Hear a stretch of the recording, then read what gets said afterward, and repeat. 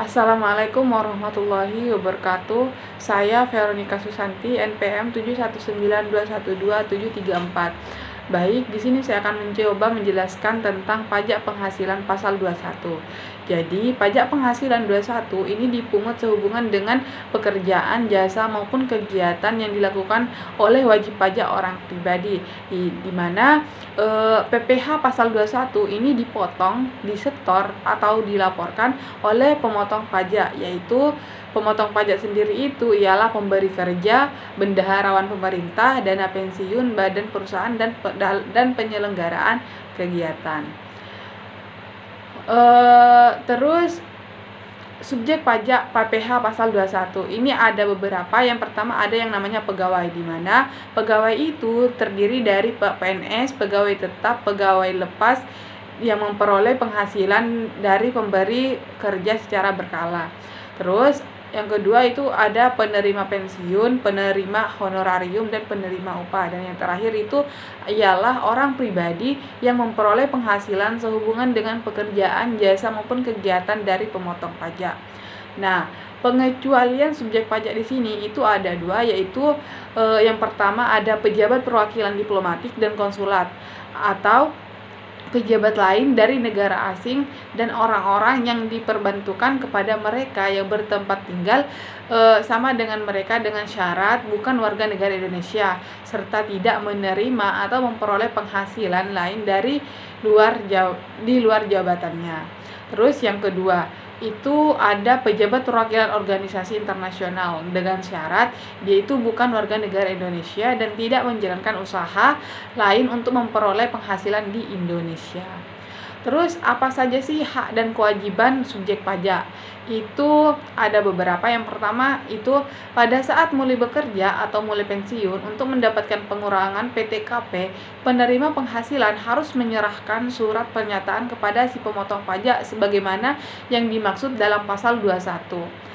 Nah, yang kedua ada jumlah PPh. Pasal 21 itu dipotong merupakan kredit pajak bagi penerima penghasilan yang dikenakan pemotongan untuk tahun pajak yang bersangkutan, kecuali PPh yang bersifat final. Terus, apabila si wajib pajak ini menerima penghasilan dari pemberi kerja yang dikecualikan tersebut, maka wajib pajak tersebut harus menghitung, menyetorkan, dan melaporkan sendiri dalam SPT atas penghasilan tersebut.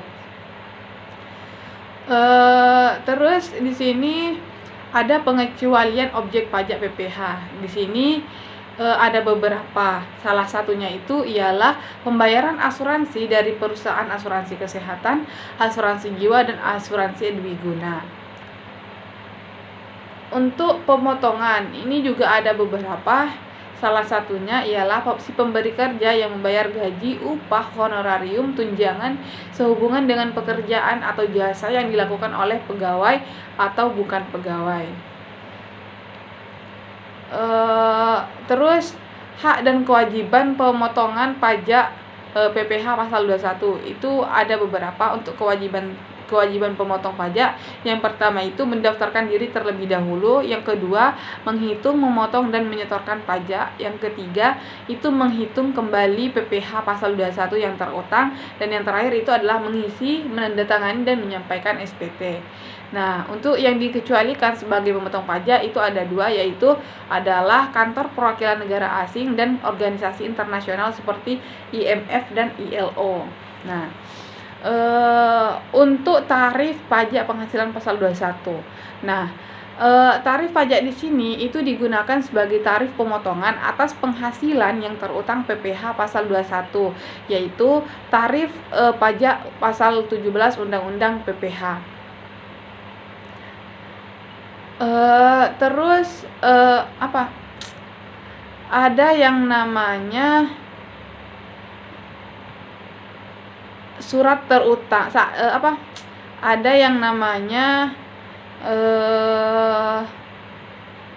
tarif PPh pasal 21 final. Nah, di sini ada uang pesangon, uang tebusan pensiun, dan tunjangan hari tua atau jaminan hari tua dipotong PPh bersifat final dengan ketentuan dengan beberapa ketentuan maksudnya.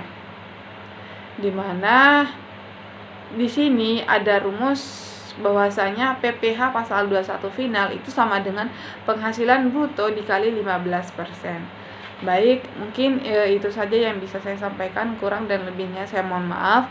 Wabillahi taufiq wal hidayah. Wassalamualaikum warahmatullahi wabarakatuh.